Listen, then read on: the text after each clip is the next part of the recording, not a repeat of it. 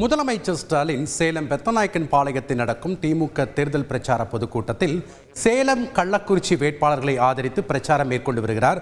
அதனை நேரலையில் காணலாம். சேலம் வேட்பாளர் செயல் வீரர் செல்வ கணபதிக்கு அறிமுகம் தேவையில்லை.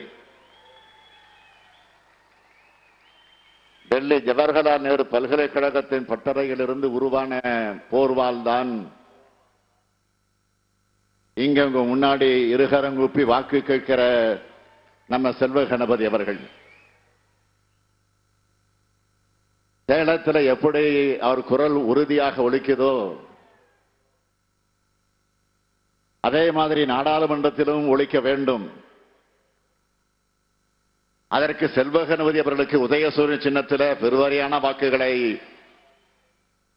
நீங்கள் வழங்கி வெற்றி பெற வைக்கணும். வைப்பீர்களா? கொஞ்சம் சவுண்டா. அதேபோல் கள்ளக்குறிச்சி கழக வேட்பாளர் மலையரசன்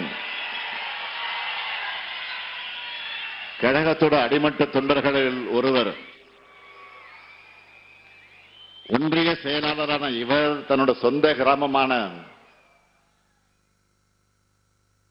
திருநாகலூர் ஊராட்சி மன்ற தலைவராக 2 முறை இருந்தவர். மாவட்ட பிரதிநிதியாகவும் செயல்பட்டவர். இந்த மக்கள் தொண்டரையும் மக்களவைக்கு அனுப்பி வையுங்க. வெற்றி வேட்பாளர் மலையரசன் அவர்களுக்கு உதயசூரியன் சின்னத்தில் வாக்களிக்கணும்னு கேட்கிறேன். வேட்பாளர் நமக்கு வருங்க. கிடைச்ச உங்களுடைய முகங்களை பார்க்கிறப்போ இவங்களுடைய மாபெரும் வெற்றி தான் என்னுடைய கண்ணுக்கு தெரியுது. அந்த நம்பிக்கை பிறக்க இன்னொரு முக்கிய காரணம், 3 ஆண்டுகளாக திராவிட முன்னேற்ற கழகம் ஆட்சி நடத்தி வருகின்ற நல்லாட்சி தமிழ்நாட்டில் நடக்கும் உண்மையான மக்களாட்சி. ஏன் உண்மையான மக்களாட்சின்னு சொல்றேன்னா, நம்ம திராவிட மாடல் அரசு தான் மக்களின் நலனுக்காக திட்டங்களை செயல்படுத்தி மற்ற மாநிலங்களுக்கு மட்டுமல்ல நாட்டுக்கே முன்னோடியாக திகழுது. திராவிட மாடலோட குரல் தெற்கில் மட்டும் ஒலிக்கவில்லை, வடக்கிலும் ஒலிக்குது, வடக்குக்கும் சேர்த்தே ஒலிக்குது. ஒரு மாநில அரசு எப்படி செயல்பட வேண்டும் என்பதற்கு நாம் தான் சிறந்த எடுத்துக்காட்டு. ஒரு ஒன்றிய அரசு எப்படி செயல்படக்கூடாது என்பதற்கு பாஜக அரசு தான் எடுத்துக்காட்டு. சில நாட்களுக்கு முன்னாடி இதே சேலத்துக்கு வந்த பிரதமர் மோடி தமிழ்நாட்டில் பாஜக கிடைக்கிற ஆதரவை பார்த்து திமுகவோட தூக்கம் தொலைஞ்சிருச்சுன்னு பேசிட்டு போனார். மோடி அவர்களை, மாண்புமிகு பிரதமர் மோடி அவர்களை, இந்தியாவினுடைய பிரதமர் மோடி அவர்களை உண்மையிலேயே உங்களால தூக்கத்தை தொலைச்சவங்க யார் தெரியுமா? 10 ஆண்டு கால பாஜக ஆட்சியில பெட்ரோல் டீசலுடைய உயர்த்தினீங்கள, அந்த சாமானிய மக்கள் தூக்கத்தை தொலைச்சிட்டாங்க. சிலிண்டர் விலையை உயர்த்தினீங்கள, தாய்மார்கள் ஏழைகள் தூக்கத்தை தொலைச்சிட்டாங்க. வேலையில்லா திண்டாட்டத்தால இளைஞர்கள் தூக்கத்தை தொலைச்சிட்டாங்க. ஜிஎஸ்டியால சிறு குறு நடுத்தர நிறுவனங்கள் நடத்துறவங்க தூக்கத்தை தொலைச்சிட்டாங்க. 3 வேளாண் சட்டங்களால உழவர்களை கொடுமைப்படுத்தினீங்களே, அவங்க தூக்கத்தை தொலைச்சிட்டாங்க. தொழிலாளர் விரோத சட்டங்களால பாட்டாளி மக்கள் தூக்கத்தை தொலைச்சிட்டாங்க. குடியுரிமை திருத்த சட்டத்தால சிறுபான்மை மக்கள் தூக்கத்தை தொலைச்சிட்டாங்க. சமூக நீதிக்கு சமகுழி தோன்றதுனால பிற்படுத்தப்பட்ட மிகவும் பிற்படுத்தப்பட்ட பட்டியலின பழங்குடியின மக்கள் தூக்கத்தை தொலைச்சிட்டாங்க. இப்படி 10 ஆண்டு கால பாஜக ஆட்சியில ஒட்டுமொத்த நாடு தூக்கத்தை தொலைச்சிட்டு நிம்மதி இல்லாம தவிக்குது. இப்படி நாட்டோட அமைதியையும் மக்களோட நிம்மதியும் கிடைத்த பாஜக ஆட்சியை நடத்துகிற பிரதமர் மோடி அவர்கள் இன்னைக்கு உச்சநீதிமன்றத்தால் வெளிவந்துள்ள தேர்தல் பத்திர ஊழலால தூக்கத்தை தொலைச்சிருக்கார். அது மட்டுமல்ல, இன்னொரு முக்கிய காரணம் இருக்கு. அதுதான் பிரதமர் மோடிக்கு ஒன்றிய உளவுத்துறை கொடுத்திருக்கக்கூடிய ரிப்போர்ட் செய்தி வருது. அந்த செய்தி என்ன? தேர்தல் தேதி அறிவிப்பதற்கு முன் வரைக்கும் தென் மாநிலங்கள்ல பாஜக தான் வெற்றி பெற முடியாது, பாஜகவை வெற்றி பெற முடியாது என்பதான நிலைமையாக இருந்துச்சு. தேர்தல் பத்திர ஊழல் வெளிவந்ததற்கு பிறகு வட மாநிலங்களிலேயும் பாஜக வெற்றி பெறாது என்பதுதான் உண்மையான நிலையா இருக்குன்னு உளவுத்துறை ரிப்போர்ட் கொடுத்திருக்கு. இதனாலையும் பிரதமர் மோடி தூக்கத்தை தொலைச்சிட்டு பதட்டப்படுகிறார். பதட்டத்தில் என்னென்ன செய்கிறார் தெரியுமா? ஜார்க்கண்ட் மாநிலத்தினுடைய பழங்குடியின முதலமைச்சர் ஹேமந்த் சோரன் அவர்களையும் டெல்லி மாநில முதலமைச்சர் அரவிந்த் கெஜ்ரிவால் அவர்களையும் ஈடியை விட்டு அரெஸ்ட் பண்றார். கம்யூனிஸ்ட் கட்சிக்கும் காங்கிரஸ் கட்சிக்கும் வருமான வரித்துறையை ஏவி விட்டு நோட்டீஸ் விடுறார்.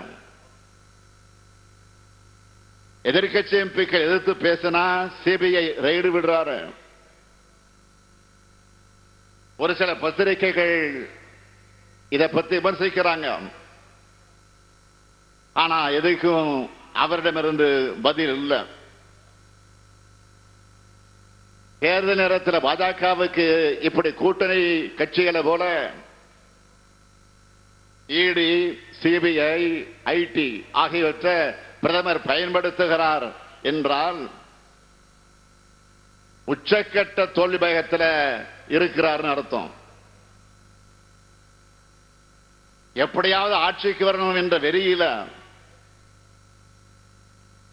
பல தியாகங்களால் உருவான இந்திய ஜனநாயகத்தையே சீரழிச்சுக்கிட்டு இருக்காரு. இதனால ஒட்டுமொத்த இந்திய மக்களும் பாஜகவோட சர்வாதிகார போக்கு மேல கடும் கோபத்தில் இருக்காங்க. அதனாலதான் இந்த நாட்டோட நிதியமைச்சர் உட்பட முன்னணி பாஜகவினரும் தேர்தலில் போட்டியிடாம பின்வாங்குறாங்க. இந்த தமிழ்நாட்டில் அதை விட பரிதாபமாக இருக்கு பாஜக. ஒரு காமெடி வரும், ஞாபகம் இருக்கா? பில்டிங் ஸ்ட்ராங் பேஸ்மெண்ட் வீக்குன்னு. அது மாதிரி தேர்தலில் போட்டியிடுறதுக்கு வேட்பாளர்கள் கிடைக்காம கவர்னர் சிட்டிங் எம்எல்ஏன்னு கூப்பிட்டு நிறுத்தி அது நியூஸ்ல இருக்கணும்னு பாக்குறாங்க. இதிலிருந்து என்ன தெரியுது? பாஜகவுக்கு இருக்கிற பயம் எல்லாம் நோட்டாவை விட கீழே போயிடாம டெபாசிட்டாவது வாங்கணும் என்ற முயற்சி தான் நல்லா தெரியுது. அதனாலதான் மோடி அவர்கள் இப்போ திடீர்னு எம்ஜிஆரையும் ஜெயலலிதாவையும் புகழ்ந்து பேசுகிறார். திடீர்னு அம்மையா ஜெயலலிதா மேல ஏன் மோடிக்கு பாசம் பொங்குகிறது? அம்மையார் ஜெயலலிதா அவர்கள் உயிரோடு இருந்தப்போ அவரை பாராட்டியது உண்டா? இந்தியாவிலேயே அதிகமாக ஊழல் நடைபெறக்கூடிய ஆட்சி ஜெயலலிதா ஆட்சின்னு மோடி சொன்னது இப்போ ஞாபகம் இல்லையா? தமிழ்நாட்டில் உள்கட்டமைப்பு வசதி ஏற்படாததற்கு ஒரு பெண் தான் காரணம்னு அம்மையார் ஜெயலலிதாவை குறை சொன்னவர் தான் மோடி அவர்கள். தமிழ்நாட்டு மீனவர்கள் தாக்கப்படுவதற்கும் ஜெயலலிதாவும் சோனியாவும் தான் காரணம்னு குற்றம் சாட்டினவரும் மோடி தான். இதையெல்லாம் மோடி மறந்துட்டாரா? எதுக்கு இந்த நாடகம்? அடுத்து பெண் சக்தியை பற்றி சேலத்தில் பேசியிருந்தார். உண்மையிலே பாஜக ஆட்சியில பெண்களுடைய நிலைமை என்ன? பெண்கள் பாதுகாப்பை உறுதி செய்யறதுக்கான காங்கிரஸ் கொண்டு வந்த நிர்பயா நிதிய முறையா ஒதுக்காம அந்த நிதியை ஒதுக்காம விட்டது பாஜக ஆட்சி தான்.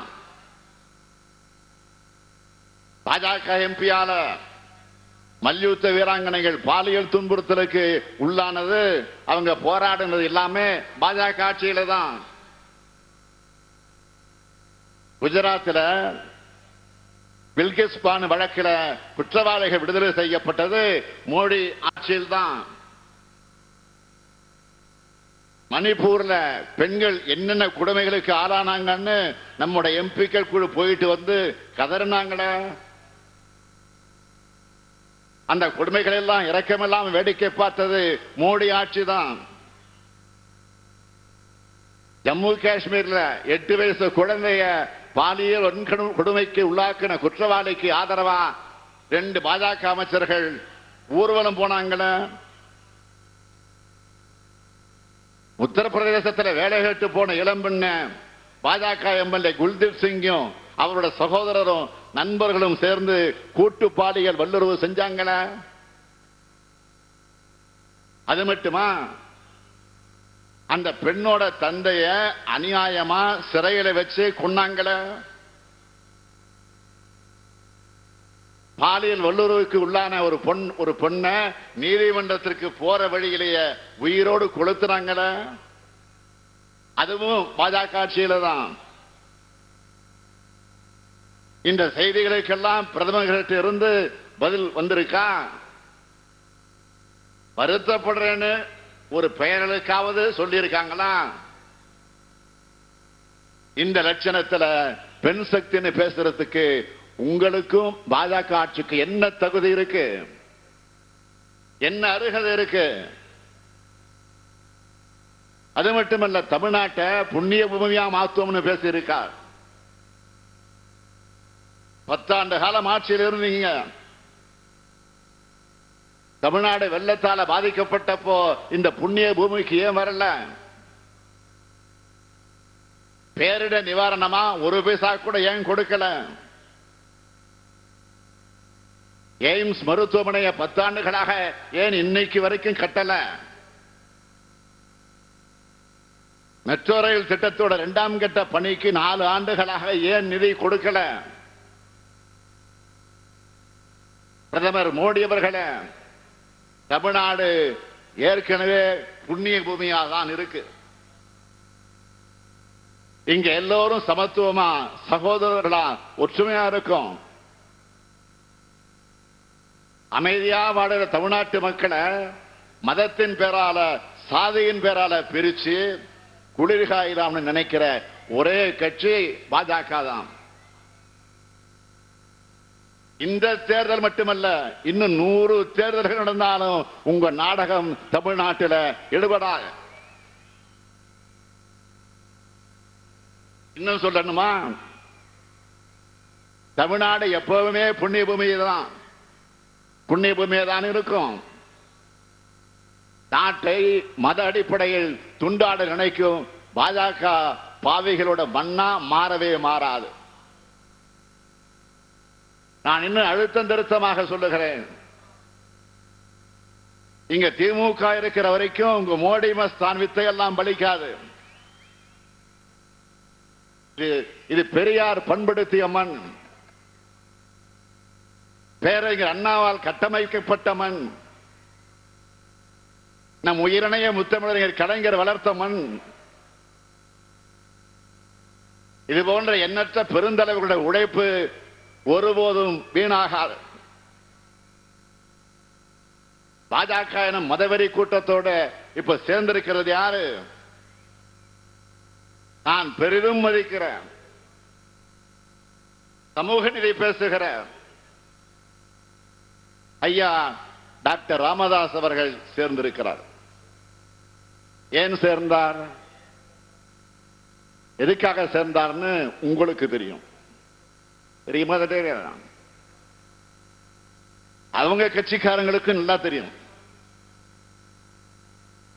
சாதிவாரி கணக்கெடுப்பு நடத்தணும்னு கோரிக்கை வச்ச ஐயா ராமதாஸ் அவர்கள்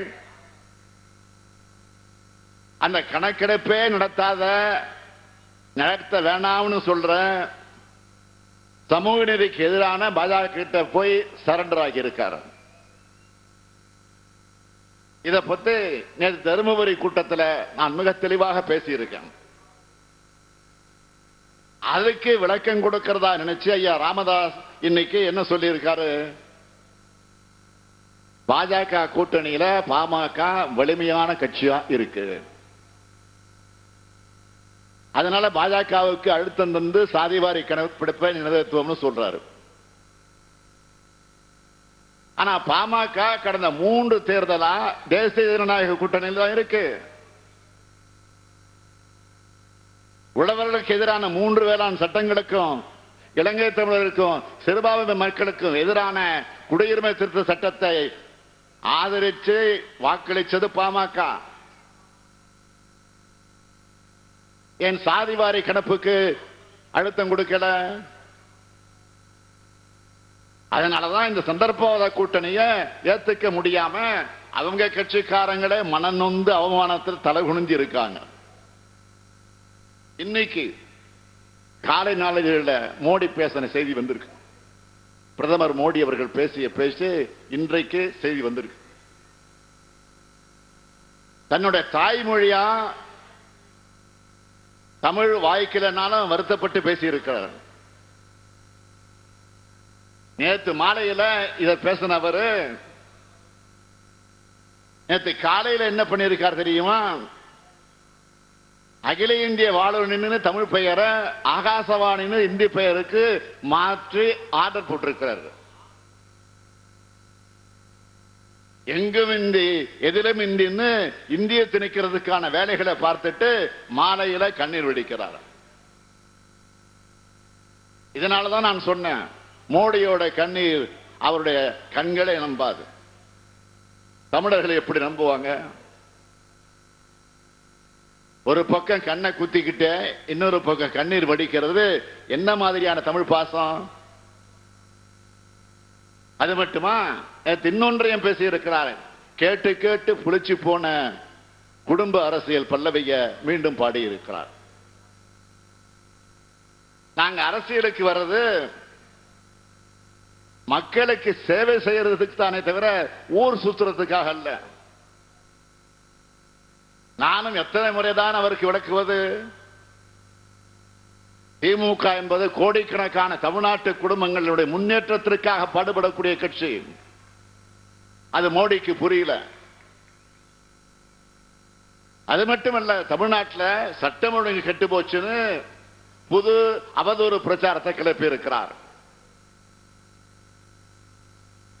அதுக்கு ஏதாவது தரவுகளை ஆதாரங்களை சொல்றாரா? இல்லையே. நாம கேட்கிறது, பாஜக மணிப்பூர் மாநிலம் 10 எரிஞ்சுது, அப்போ நீங்க எங்க போனீங்க? அந்த மாநில முதலமைச்சரை குறைந்தபட்சம் பதவி விலக வைத்திருக்க முடியாதா? இதுவரை நடக்காத கொடூரமா பெண்களை நிர்வாணப்படுத்தி ஊர்வலமா அடைச்சுக்கிட்டு போனாங்கள. அப்ப சட்டம் ஒழுங்கு சந்தி சிரிச்சுத. அப்ப ஒரு நாட்டோட பிரதமரா நீங்க என்ன பண்ணீங்க? வாயை திறக்கலையே.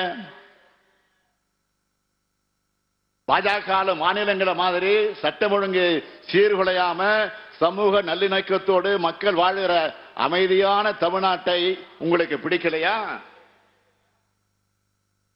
என் கையில ஒரு பட்டியலே இருக்கு. நான் ஆதாரத்தோடு தான் பேசுவேன். வாய்க்கு வந்தபடியெல்லாம் உளறிட்டு போக மாட்டேன். இதுல இருக்கக்கூடிய பெயர் பட்டியல் ஏதோ தேச தலைவர்களோ சமூக சேவர்களோ இல்ல, எல்லோரும் சட்டம் ஒழுங்க கெடுக்கிற ரவுடிகள். ஒரு 25 பக்கத்துக்கு பட்டியலோட வந்திருக்கேன். சரித்திர பதிவேடு குற்றவாளிகள், டேட்டா ஆதாரம் இருக்கு. இது தவறுனா தயனை இருந்தா, தெம்பு இருந்தா, திராணி இருந்தா என்பது வழக்கு போடுங்க. நான் நீதிமன்றத்தில் சந்திக்க தயாராக இருக்கிறேன். இந்த பட்டியலில் இருக்கிறவங்க எல்லாம் இப்ப எங்க இருக்காங்க தெரியுமா? இந்த பட்டியலில் இருக்கிறவங்க எல்லாம் எங்க இருக்காங்க தெரியுமா? அத்தனை பேரும் பாஜகவில் தான் இருக்காங்க. வழக்கமா இந்த பட்டியல் போலீஸ் ஸ்டேஷன்ல தான் ஒட்டப்பட்டு இருக்கும். 32 பக்கங்கள் கொண்ட இந்த பட்டியல்ல 1977 வழக்குகள் இருக்கிற 261 ரவுடிகள் இருக்காங்க. இவங்களுடைய பேர் என்ன? பாஜக என்ன பொறுப்பில் இருக்காங்க? இவங்க மேல என்னென்ன பிரிவுகளில் வழக்குகள் இருக்குன்னு இந்த பட்டியலில் தெளிவா இருக்கு. எல்லா ரவுடிகளையும் உங்க கட்சியில வச்சுக்கிட்டு சட்டம் ஒழுங்கை பத்தி பேசலாமா? உங்ககிட்ட இருக்கிற உளவுத்துறை மூலமா இத கிராஸ் வெரிஃபை பண்ணுங்க. கொஞ்சம் ஏமா சந்தேகம் தான் உங்ககிட்ட உளவுத்துறை இருக்குல்ல, கிராஸ் வெரிஃபை பண்ணீங்க. அதுக்கப்புறம் எங்களை பத்தி பேசுங்க பிரதமர் அவர்களே. அடுத்து போதைப் பொருட்கள் பற்றியும் பேசி இருக்கிறார். திமுக இருந்த ஒருத்தர் மேல இது தொடர்பாக குற்றச்சாட்டு எழுந்ததுமே அந்த நபரை அடுத்த வினாடியே கட்சியை விட்டு நீக்கிட்டோம். அவர் மீது விசாரணைக்கு நாங்க தடையா இல்லை. இந்த வழக்கு வச்சு தமிழ்நாட்டில் போதைப் பொருள் நடமாட்டம் அதிகமா இருக்கிற மாதிரி ஒரு அவதூறு பரப்புற பிரச்சாரத்தை நீங்க செய்யறது பிரதமர் பதவிக்கு அழகல்ல. இந்தியாவுக்கே போதைப் பொருள் குஜராத் துறைமுகத்திலிருந்து தான் வருதுன்னு பிடிக்கிறாங்களே. ஒரு காலத்துல குஜராத் முதலமைச்சராக இருந்தது நீங்கள் தானே. இப்பவும் உங்க கட்சி அங்குதான் ஆட்சி நடந்துகிட்டு இருக்கு. இத பத்தியாவது வாய் திறப்பீங்களா? பாஜக மாநிலங்கள்ல தான் நாட்டிலேயே போதைப் பொருள் அதிகம் விற்பனையாகுதுன்னு புள்ளி விவரம் வந்திருக்கு. அது ஏதோ நாங்க சொன்னதல்ல. மாநிலங்களவையில டிசம்பர் மாசம் உங்க ஆட்சி சார்பில் ஒன்றிய அரசு வச்ச அறிக்கையில இருக்கு. அது மட்டுமல்ல, போதைப் பொருள் அதிகமாக கைப்பற்ற டாப் 10 மாநிலங்கள்ல 7 மாநிலங்கள்ல பாஜக ஆட்சி தான் நடக்குது. இந்த 10 மாநிலங்கள்ல தமிழ்நாடு என்ற பெயரே கிடையாது. அந்த அளவுக்கு கடுமையான நடவடிக்கைகளை நம்ம திராவிட மாடல் அரசு எடுத்து வருது. உங்க ஆட்சி அறிக்கையிலேயே இல்லாத தமிழ்நாட்டை பத்தி அரசியல் ஆதாயத்திற்காக இப்படி பொய் குற்றச்சாட்டை வைக்கிறீங்களே. உங்களுக்கு தமிழ்நாட்டு மக்கள் மேல் அப்படி என்ன கோபம்? இது மாதிரி அபாண்டமான குற்றச்சாட்டுகளை சொல்லி தமிழ்நாட்டு மக்களையும் எங்கள் இளைஞர்களையும் ஏன் அவதூறு செய்யறீங்க? மாண்புமிகு பிரதமர் அவர்களே, உங்களுக்கு சொல்லப்படாத தகவலை சொல்றேன். போதைப் பொருள் தொடர்புடைய வழக்கில் பாஜகவை சார்ந்த 14 பேர் இங்க சிறையில் இருக்கிறாங்க. அதற்கு ஆதாரம் இருக்கு. இதற்கு பிரதமர் மோடி என்ன விளக்கம் அளிப்பாரு? பிரதமர் என்பது ஒரு உயர்ந்த பதவி. இதுவரைக்கும் எத்தனையோ பிரதமருடைய தேர்தல் பிரச்சாரங்களை நம்ம பார்த்து இருக்கிறோம். அவங்க ஆட்சியில நாட்டுக்கு செஞ்சதை சொல்லுவாங்க, அடுத்த ஆட்சிக்கு வந்தா என்ன செய்ய போறோம்னு சொல்லுவாங்க. ஆனா பிரதமர் மோடி சாதனைகளை சொல்ல வழி இல்லைன்னு வாய்க்கு வந்தபடி பேசுகிறார். இப்படிப்பட்ட மோடி அவர்களுடைய கூட்டணியில இருந்துட்டு இப்ப அவருடைய டைரக்ஷன் கள்ள கூட்டணி நாடகம் போடக்கூடிய பழனிசாமி என்ன சொன்னாரு, என்ன சொல்றாரு? இன்று காலையில இந்து நாளேட்டுக்கு பேட்டி கொடுத்திருக்கிறார். அதுல ஏன் பாஜகவை எதிர்க்க மாட்டேங்கிறீங்கன்னு அவங்க கேட்டா, திமுகன்னு தேஞ்சு போன பழைய ரெக்கார்டு மாதிரியே நம்ம பத்தியே பேசுறாரு. பாஜகவை பத்தியும் மோடியை பத்தியும் பேச எஜமான விசுவாசம் தடுக்குதான். மாண்புமிகு பழனிசாமி அவர்களே சொல்லுங்க, உங்க தலைமையிலான அதிமுக ஆட்சி தான் தமிழ்நாட்டோட இருண்ட காலம். தூத்துக்குடி துப்பாக்கி சூடு, கொடநாடு கொள்ள தற்கொலை, பொள்ளாச்சி பாலியல் வன்கொடுமை, தலைமைச் செயலகத்தில் ரைடு, அமைச்சர் மற்றும் டிஜிபி மீதே குட்கா வழக்கு, பெண் எஸ்பிக்கு பாலியல் வன்முறை, சட்டம் ஒழுங்கு என்பதே இல்லாம ஒட்டுமொத்த நிர்வாக இயந்திரமும் முடங்கிய ஆட்சி தான் பழனிசாமியின் ஆட்சி. தான் பதவி சுகம் அனுபவிக்க தமிழ்நாட்டோட உரிமைகளை அடகு வச்சவர் தான் பழனிசாமி. இப்படிப்பட்ட பழனிசாமிக்கு வாக்களிக்க மக்களும் தயாராக இல்லை, உண்மையான அதிமுக தொண்டர்களும் தயாராக இல்லை. தமிழ்நாட்டுடைய பொற்காலம் என்பது திமுக ஆட்சி தான். தமிழ்நாட்டோட உட்கட்டமைப்பு வசதிகளை பெருக்கினது திமுக ஆட்சியில தான். தமிழ்நாட்டின் கல்வி அறிவு உயர்வுக்கு வித்திட்டது திமுக ஆட்சி தான். தமிழ்நாட்டுக்கு எண்ணற்ற முத்திரை திட்டங்களை நிறைவேற்றினது திமுக ஆட்சியில தான். இளைஞர்களுக்கு வேலை வாய்ப்புகளை உருவாக்கி கொடுத்தது திமுக ஆட்சி தான். சமீபத்தில் ஒரு செய்தியை படிச்சிருப்பீங்க. உலக தொழிலாளர் அமைப்பு சமீபத்தில் வெளியிட்ட புள்ளி விவரம் ஒண்ணு இல்ல, வேலையில்லாத திண்டாட்டம் அதிகரிச்சிருக்குன்னு சுட்டி காட்டியிருக்கு. அதுல 83 விழுக்காடு இளைஞர்கள் வேலையின்றி தவிப்பதாக வேதனையான செய்தியை வெளியிட்டிருக்கு. போலியான பிம்பங்களால கட்டமைக்கப்பட்ட மோடி மாடல் இன்னைக்கு அம்பலப்பட்டு நிற்குது. அதே சமயம் எல்லோருக்கும் எல்லான்ற கொள்கையோட நாம செயல்படுத்தி வரக்கூடிய திராவிட மாடல் தமிழ்நாடு எத்தகைய வளர்ச்சியை பெற்றிருக்கு என்பதை இந்த நேரத்தில் நான் சுட்டிக்காட்ட விரும்புகிறேன். அதுவும் ஒன்றிய அரசினுடைய புள்ளி விபரம் சொன்னதை வச்ச இதனை நான் எடுத்து சொல்ல விரும்புகிறேன். 10 ஆண்டுகளாக அதிமுக ஆட்சி சீரழிச்ச தமிழ்நாட்டை மீட்டு கடந்த 3 ஆண்டுகளாக பல்வேறு தொழிற்சாலைகளை தமிழ்நாட்டுக்கு அழைத்து வந்து இளைஞர்களுக்கு வேலை வாய்ப்பை உருவாக்கி கொடுத்துக் கொண்டிருக்கிறோம். இதனால வேலை வாய்ப்பை பெற்ற இளைஞர்கள் தொழிலாளர் வருங்கால வைப்பு நிறுவனத்தில் அக்கவுண்ட் தொடங்கி இருக்காங்க. இப்படி கடந்த 3 ஆண்டுகள்ல கிடைத்திருக்கக்கூடிய வேலை வாய்ப்பு மட்டும் எவ்வளவு தெரியுமா? நமது அரசு பொறுப்பேற்றுக்கிட்ட இந்த 3 ஆண்டுகள்ல 77,78,999 புதிய வேலை வாய்ப்புகள் தனியார் துறைகள்ல உருவாக்கப்பட்டிருக்குன்னு அந்த புள்ளி விவரம் சொல்லுது. இப்படி திட்டங்களாலும் செயல்பாடுகளாலும் உண்மையாகவே சாதனைகளை நிகழ்த்துகிற மாடல் தான் நமது திராவிட மாடல். நான் சொல்றதை விட தமிழ்நாட்டு மக்கள் என்ன சொன்னாங்கன்னா, ஒரு வீடியோ பார்த்தேன். அதுல ஒரு மகளிர் சொல்றாங்க, எங்க வீட்டுல குழந்தைகளுக்கு உடம்பு சரியில்லைன்னா காசுக்காக யாரையும் எதிர்பார்க்க வேண்டிய தேவை இனிமே இல்லை.